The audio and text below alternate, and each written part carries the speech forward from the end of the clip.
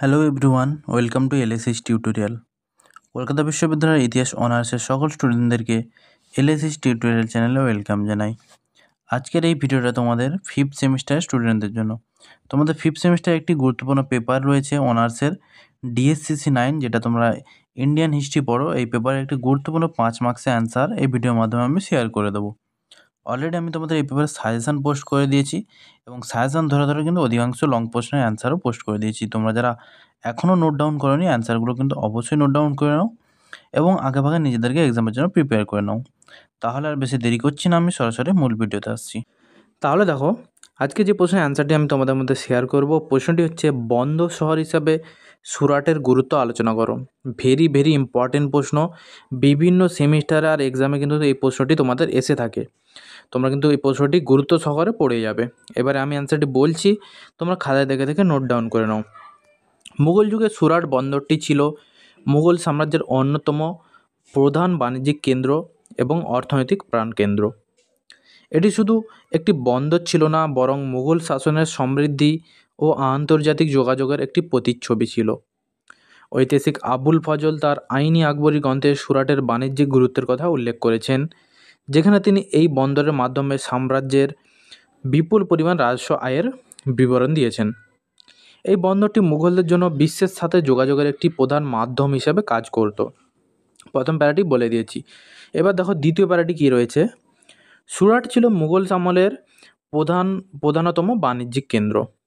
এখান থেকে বিভিন্ন মূল্যবান পণ্য যেমন মসলিন, রেশম, সোরা এবং মশলা প্রধানত পশ্চিম এশিয়া, ইউরোপ এবং দক্ষিণ পূর্ব এশিয়ায় রপ্তানি হতো।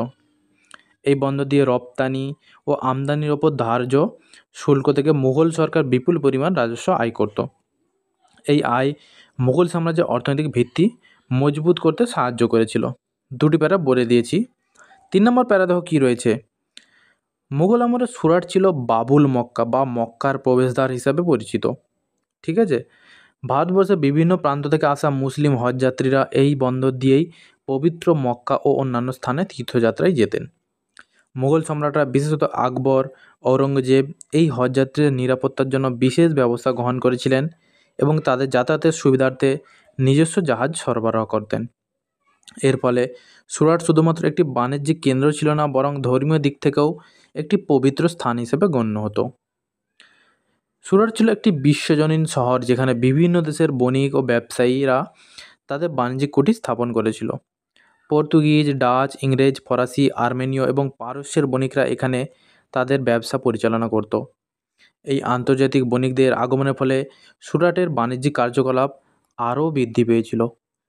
পরবর্তী প্যারা যাওয়ার আগে বললে কি, তোমরা যদি কেউ এই পেপারে নোটস পারচেস করতে চাও তাহলে সরাসরি আমার সাথে যোগাযোগ করতে পারো।